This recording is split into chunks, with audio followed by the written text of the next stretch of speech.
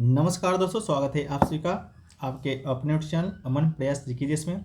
जैसा कि फ्रेंड्स, आज है आपका 22 फरवरी। तो 22 फरवरी को आपका एसएससी जीडी का एग्ज़ाम था, जो कि फोर्थ शिफ्ट का भी एग्ज़ाम आपका समाप्त हो गया है। तो फोर्थ शिफ्ट में आपके 20 जीकेजीएस के प्रश्न पूछे गए थे। उनमें से 20 प्रश्न में से 18 जीकेजीएस के प्रश्न मुझे प्राप्त हो गए।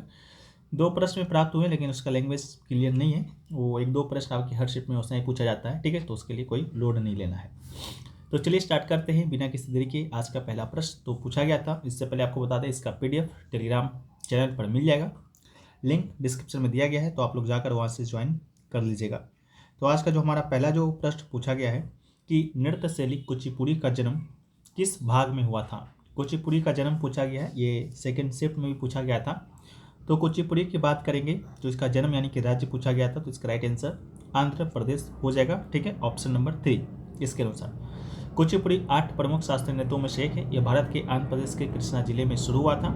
ये जिले का नाम भी आपसे पूछा जाता है। कृष्णा जिले में ही आपका आंध्र प्रदेश में कुचिपुड़ी गांव है, वहीं से इस नृत्य का जन्म होता है।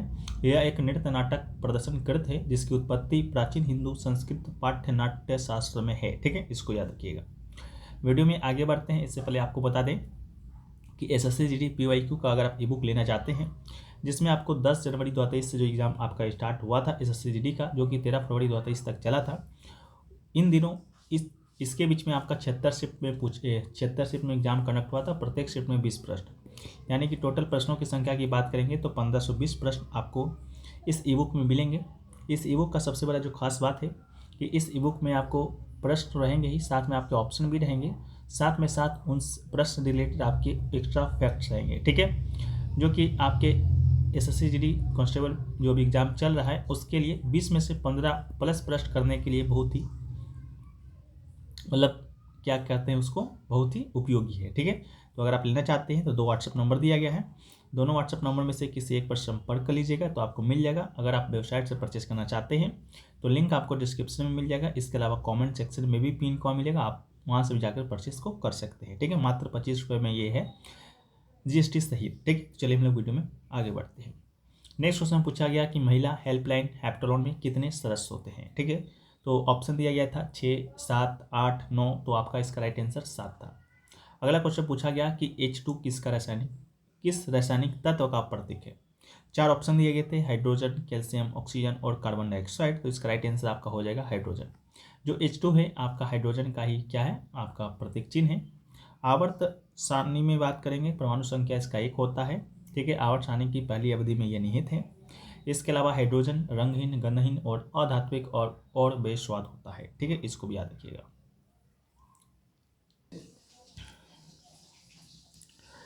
नेक्स्ट प्रश्न आपका फ्रेंड्स पूछा गया था राज्यपाल के बारे में 4 कथन दिया गया था और पूछा गया था कि सही कथन कौन सा है। मैं भी शायद आपका 2 कथन ही दिया गया हो। तो पहला कथन था कि राज्यपाल लाभ के पद पर रहता हो। दूसरा कथन था राज्यपाल आवास के लिए शुल्क नहीं देता है, ठीक है।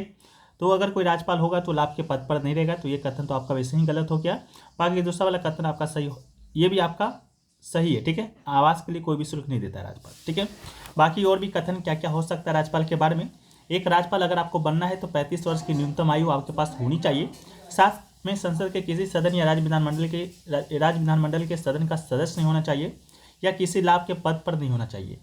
इसके अलावा उसी राज्य का निवासी नहीं होना चाहिए। अगर यूपी का कोई राज्यपाल बन रहा है तो यूपी का निवासी नहीं होगा, वो शायद तो बिहार का हो सकता है, दिल्ली का हो सकता है, लेकिन यूपी का नहीं होगा, ठीक है। किसी भी राज्य के राज्यपाल उन्हीं राष्ट्रपति के द्वारा हस्ताक्षर और मुहर के तहत अधिपत्र के द्वारा नियुक्त किया जाता है।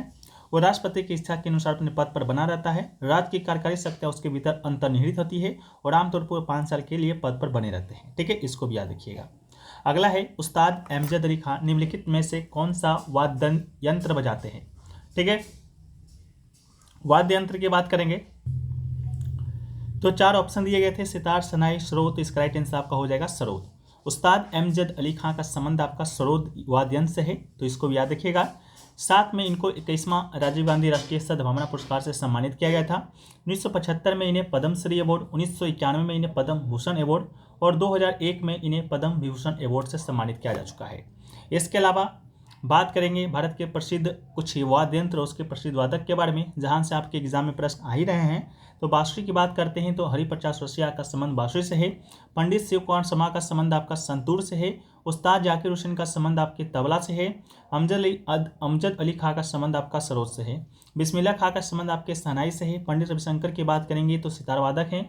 इसके अलावा पंडित राम नारायण शर्मा की बात करेंगे तो आपका सरंगी से इनका संबंध है। इसके अलावा उस्ताद असद अली खां का संबंध रुद्रवीणा से है। रामनाथ वी राघवन का संबंध मृदगम से है और टी.एच. विनायक करम का संबंध आपका घाटम से है। ठीक है, इसको याद रखिएगा। अगला है गरीबी हटाओ का नारा किस पंचवर्षीय योजना का हिस्सा था। ठीक है, तो गरीबी हटाओ का नारा की बात करेंगे तो किस पंचवर्षीय योजना का हिस्सा था, तो इसका राइट आंसर आपका 5वीं पंचवर्षीय योजना हो जाएगा। 5वीं जो पंचवर्षीय योजना है आपका 1974 से 1978 तक है, जो कि चला था। इंदिरा गांधी उसमें प्रधानमंत्री हुआ करती थी, जो कि गरीबी हटाओ के नारे को उन्होंने दिया था। ठीक है, इसको भी याद रखिएगा। अगला है सबसे असफल पंचवर्षीय योजना कौन सी रही है, तो आपसे पूछा गया है सबसे असफल पंचवर्षीय योजना के बारे में। 4 ऑप्शन दिया गया था, प्रथम, तृतीय, 8वीं और 5वीं। तो इसका राइट आंसर आपका हो जाएगा तृतीय। ठीक है, सबसे जो असफल जो पंचवर्षीय योजना था वो आपका तृतीय पंचवर्षीय योजना था, जो कि 1961 से 1966 ईस्वी तक चला था। इसका उद्देश्य भारत को आत्मनिर्भर और स्व उत्पादक बनाना था। ठीक है, इसको भी याद रखिएगा। यह आपका सफल क्यों हुआ था, क्योंकि इस समय आपका चीन युद्ध हुआ था और भारत पाकिस्तान युद्ध हुआ था। ठीक है, इसको भी याद रखिएगा। नेक्स्ट क्वेश्चन है फ्रेंड्स, पूछा गया था कि पर्वत और पहाड़ के बीच की भूमि को क्या कहते हैं, यानी कि the land between the mountain and the mountain is called. तो इसका राइट आंसर हो जाएगा घाटी, यानी कि वैली। घाटी एक प्रकार की भू आकृति है। घाटी भूमि का एक निचला भाग जो 2 उच्च भागों के बीच बैठता है, जो कि पहाड़ी या पहाड़ हो सकते हैं। ठीक है, तो इसका राइट आंसर घाटी था। अगला है कि पीआर सीरीज किस खेल से संबंधित है, तो पीआर सीरीज की बात करेंगे तो इनका संबंध है आपका हॉकी से। तो इसका राइट आंसर आपका हॉकी हो जाएगा, जो कि 4 ऑप्शन दिया गया था। अगला है कि भारतीय संविधान के किस भाग में संघ और राज्यों के प्रशासनिक संबंधों का वर्णन है, तो इसका राइट आंसर भाग 11 हो जाएगा। ठीक है, संघ और राज्यों के प्रशासनिक संबंधों का जो वर्णन है भाग 11 में है, तो इसको याद कर लीजिएगा। भारतीय संविधान के अनुसार राज्य जो है, भारत जो है राज्यों का एक संघ होगा। ठीक है, इसको भी आप याद कर लीजिएगा। ठीक है, केंद्र और राज्य संबंधों को 3 भागों में बांटा गया है। एक आपका विधायी संबंध, दूसरा प्रशासनिक संबंध और तीसरा आपका वित्तीय संबंध। ठीक है, तो इसको भी याद रखिएगा। अगला है आपका संविधान में कितना भाग है, तो आपका 22 भाग है। उन 22 भागों को आप लोग एक बार देख लीजिएगा। हम इसको पीडीएफ में शामिल कर देंगे। पीडीएफ आपको टेलीग्राम पर चला जाएगा। ठीक है, बाकी आपका भाग भी देख लीजिएगा, शीर्षक भी देख लीजिएगा और आप अनुच्छेद भी देख लीजिएगा। ठीक है, अभी समय की कमी है तो हम इसको डिस्कस नहीं कर रहे हैं। अगला है कि गांधी जी के द्वारा दांडी मार्च कब शुरू किया गया था। दांडी मार्च की बात करेंगे तो इनके द्वारा जो आपका दांडी मार्च है आपका 15 मार्च 1930 को शुरू किया गया था। ठीक है, तो इसका राइट आंसर आपका कब होगा, 12 मार्च 1930 हो जाएगा। इसके अलावा बात करेंगे आप कितने अनुयायियों के साथ आपके गांधी जी नमक तोड़ने दांडी यात्रा किए थे, तो 79। ठीक है, इसके बाद पहुंचे कब थे दांडी तट पर, तो इसका राइट आंसर आपका हो जाएगा 5 अप्रैल 1930 को। ठीक है, 6 अप्रैल को नमक कानून तोड़कर सविनय अवज्ञा आंदोलन की औपचारिक शुरुआत है, जो कि इन्होंने किया था। ठीक है, इसको भी आप लोग याद रखिएगा।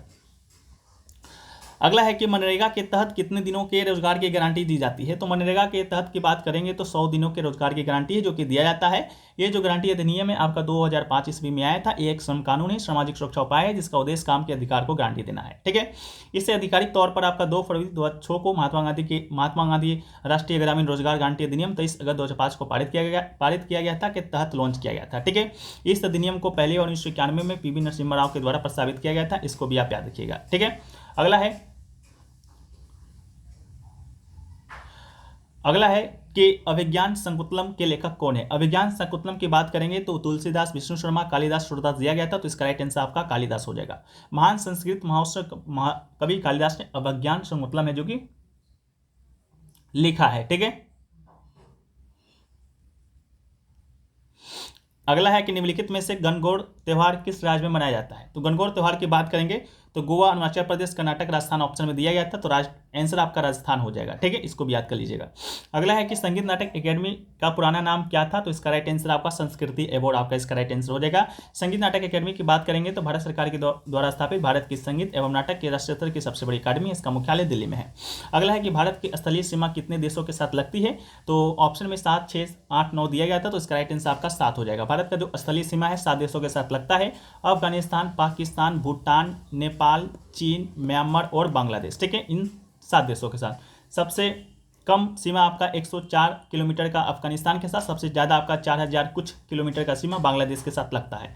इसके अलावा भारत के साथ 2 आपका समुद्री देश भी लगता है, जो कि मालदीव है और आपका श्रीलंका है। ठीक है, अगर आपसे पूछा जाएगा टोटल तो 9 हो जाएगा, लेकिन स्थलीय पूछा गया तो 7 हो जाएगा, समुद्री पूछा जाता है तो 2 इसका राइट आंसर होता है। ठीक है, तो आशा करते हैं वीडियो आपको पसंद आएगा। वीडियो पसंद है वीडियो को लाइक कर दीजिएगा, चैनल पर नए हो चैनल को सब्सक्राइब कर दीजिएगा। मिलते हैं हम लोग नेक्स्ट वीडियो में, जब तक के लिए जय हिंद।